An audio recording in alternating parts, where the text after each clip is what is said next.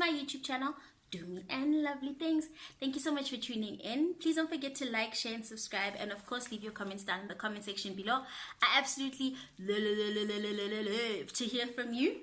I am not going to do my shout outs in this video. I'm going to do my shout outs in the Utando Nestembu video. So if you're a new subscriber or you've commented on any one of my videos, please be sure to watch that video to hit your special shout out. Thank you so much for your support, guys. We've just reached the 300 mark. Ngiyabonga, ndiyabulela, yaleboha, ndobuya. I'm so embarrassed that I don't know how to speak Venda or Shangaan properly. Like, it's one of the things it's one of the things I really don't like. I wish I knew how to speak Venda and Shangaan properly. Oh, Nyakensa. Thank you so much, guys. Please don't forget to like, share, and subscribe. And of course, leave your comments down in the comment section below. I love to hear from you. I love to engage with you guys. So today we're going to do a review of episode 1 and 2 of Mbau Reloaded. Yay! Okay, guys. First of all, let's start with something. Why every reality show person anale mango kap anale something yabongaka? Why? Because at the beginning of this show as well, Khanyi Mbaus had, I don't know what those things were or those people were, but there were people who were maybe holding her with some stuff and saying some stuff, and I don't really quite can understanding what's happening there. She never said that she's gonna be a sangoma, but she was doing things that I didn't understand in the very first scene of the show. So that just made me ask myself, why every single reality show honale something? And also, while we're talking about that, why are there so many celebrities that are twasering? What do you guys think? Is it King? Go, I don't know what it is. I'm confused. I don't know. I don't understand. Then Boiti stopped twasering. She stopped being a sangoma. What is the meaning of these things? I don't understand. What's Allah? Anyway, back to Mbau Reloaded. In the very first scene, Khanyi is kind of rearranging her house, and then she explains that she has since moved from her house to this house. She's downgraded because lockdown has really been difficult for her. She hasn't had time to spend with her daughter, and then she's had to change her cars, change her house, and she really gives the impression that financially she's doing worse than she did before lockdown. And alright, okay, shapo. However, but the house she's moved into, ayintle. My guys, what a wow. If I can find some pictures, I'll put them in here. Such a pretty house. It has a beautiful pool, beautiful windows. I don't know what it's called when a window goes from the roof to the floor, but those are her windows. Her bedroom. Her house is beautiful. I loved her house. I wonder if this is a downgrade. Kanti, where was she living before? Because this is a nice house. And she even says, Khanz, her daughter, said to her that, she feels that the house that they were living in is outdated and kind of old-fashioned, and she would prefer for them to live in something that that is more airy, like an open plan type of thing. And that's definitely what that house was. It's very open, it's nice. I would love to live in that house. Joe, it's a very nice house. I wouldn't lie, I thought that house was absolutely gorgeous. So then we're introduced to Khanyi Mbaus' sister. I think her name is Thandi. And Thandi lives in Vereeniging, in a flat there with her 2 kids and a helper. Her helper's name is Nyasha. I think it's Nyasha. And I think she's from Zimbabwe. I love that name, Nyasha. I think it means blessing. So they're talking about how Nyasha is so helpful, so great with the kids. She takes care of the kids. And Nyasha doesn't actually even trust Thandi with her own kids, that if she leaves, she needs to call Thandi's mom to come and assist. I'm not sure if Thandi and Khanyi have the same mom, because you guys know that Khanyi's dad had many children with many ladies. So Papa was a rolling stone. Nyadlala, nyadlala, nyadlala. Ooh, don't take offense. I'm just trying to describe the situation. Okay? Just trying to explain the situation. So, yeah, I'm not sure if Thandi and Khanyi share the same mom or what, because I know that all of the father's kids are relatively close and they have some types of relationships, which I think is awesome. If you're going to be a gentleman that has kids with multiple women, it's always good to try to ensure that your kids have a good relationship with one another, because at the end of the day, those are their siblings, regardless of ntotsengat. So it's really good to see that in that family, the siblings have great relationships. So she's also an entrepreneur, is Thandi, and she works with her husband. And one of the businesses that they have is that they defog office buildings. Not defog, they sanitize, they fog. So they sanitize or disinfect office buildings. So in the second episode, they show us, her interacting with her staff and talking about how her staff should be wearing PPEs, etc. and so forth. Ganjalo, ganjalo, it was a fella. In the previous week's episode, okay, so Khanz, I think her name is Ganugani, her full name. This girl is Khanyi Mbaus. Okay, Khanyi Mbaus' daughter is Khanyi Mbau. It's just Khanyi and small Khanyi, like it's the same person in my view.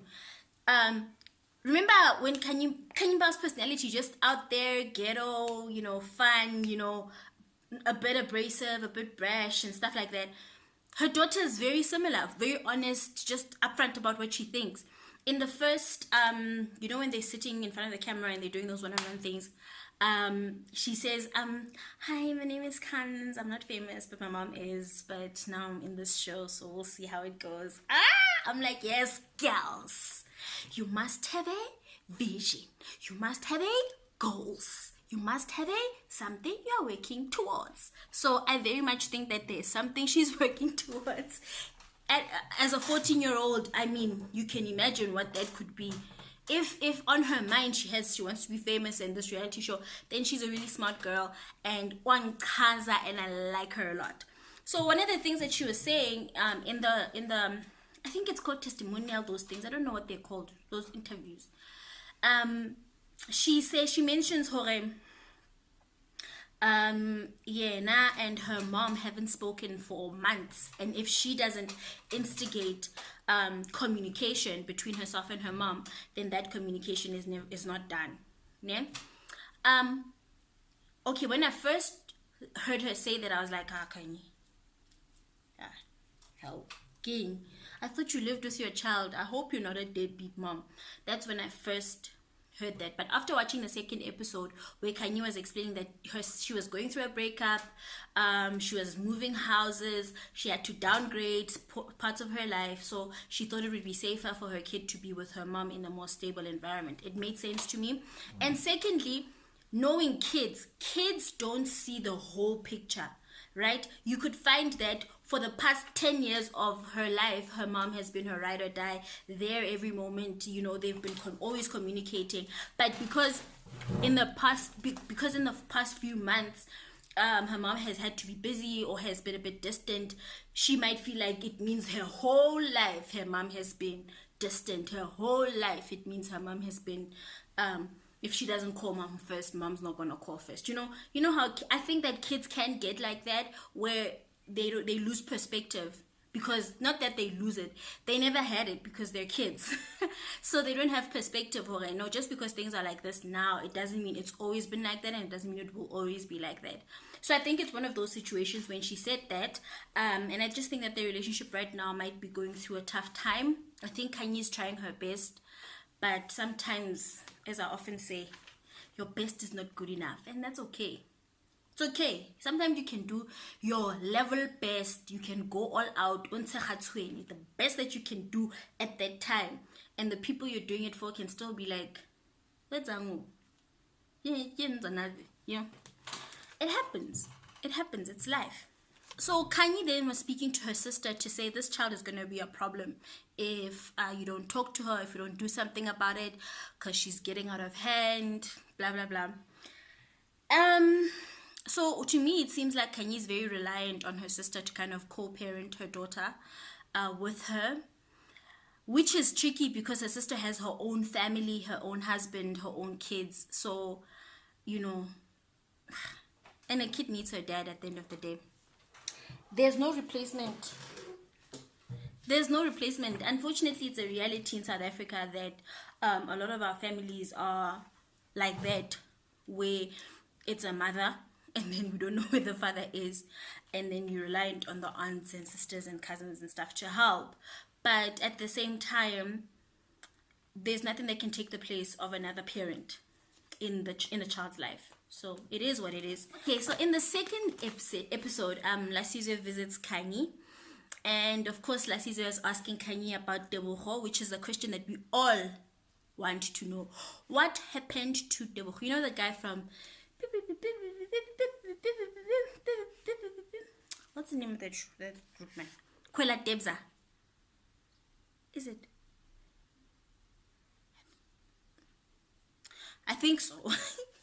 So Lasizwe is asking Khanyi what happened to Tebogo from Kwela Debza. And Khanyi is kind of dodging that question. Like, she doesn't really want to talk about it because, I mean, wow, like, she doesn't want to talk about it. She doesn't want to talk about past relationships. She does mention that, though, this breakup was different from her breakup with Mandla, in that, you know, it was in the running, it just came gradually, and, you know, she was much older when this breakup happened as opposed to how young she was when she initially broke up with Mandla. So she was just highlighting that it was different. Lasizwe also compliments Khanyi's house and just tells her how beautiful it is. The issue of the dog. So I hate it when like reality shows do this, where they have like fillers that are irritating. Like, we don't care about your dog, damn it. So Khanyi tells us the story that she had a deal with Khanz, and if Khanz was good in school, that she'll buy Khanz a dog. So she said if Khanz got A's and B's, she'll get Khanz a dog. And then Khanz just came with straight A's, which I can totally see because this kid is the kid. Like, I love this kid. Yo. So even though she does have a little bit of an attitude and a little bit of disrespect, but I mean, her mom, like, obvious, obvious she was gonna have a little bit of spice, obvious. So Khanyi promised to buy her a dog if she performed well in school, and she performed well in school, so Khanyi bought her a dog. Then the dog vomited in the car, and Khanz was like, I don't understand. Sharp. Thank you. Thanks for trying. You're the best. And then Khanyi's now stuck with the dog. And then they have this whole conversation. Thandi and Khanz have a conversation about how Khanz was disrespectful to her grandmother because she was supposed to take care of the dog and she didn't take care of the dog. And then Khanyi goes and buys another dog. And what was interesting was she says that she names her dogs Cash and Money. So that, because if she's calling the dog, she goes, come, Money. She is speaking it into the atmosphere, and it means that money will come. So she's going to get another dog and name it Cash so that she can go, come, Cash. But when she chases the dog away, she doesn't say, go away, Money. She goes, go away, without putting the name of the dog at the end. So, come, Money. Come, Cash. That's something I like. I think I want to utilize that in my personal life. I think I might get myself a puppy. I get Khanyi. Yo. Dogs are like kids, and they're expensive. And you know, when you live next to like people who are Caucasian, they will report you to the SPCA if you don't take that dog for shots, take it for walks. If you give it bap and bones, they'll report you. So you have to make sure you give the dog proper food. Ain't nobody got time. I can barely give myself proper food. Okay, I'm busy getting McDonald's. So ain't about that life. Okay, anyway, really guys, that's it for Mbau Reloaded. I like Khanyi Mbaus. This is not her first reality show. I like Khanyi Mbaus. I think she's real. To a certain extent, she'll tell you about what she wants you to know about and know more, which I can totally respect. So I think I will be watching this TV show and giving you reviews on it. Let me know if you like it, if you'll be watching it, and yeah, we can just have a nice fat chat about it. So that's it for today. That's it for today, Pumalavo. Thank you so much for watching. Please don't forget to like, share, and subscribe. And of course, leave your comments down in the comment section below. Let me know what other TV shows you'd like for me to review. And I will happily, Pumalavo, kind of what's her name? Bisimo. Happily oblige. Wait, you have to see my hand. I will happily oblige. Thank you so much for watching. Until next time, Pumalavo. Bye.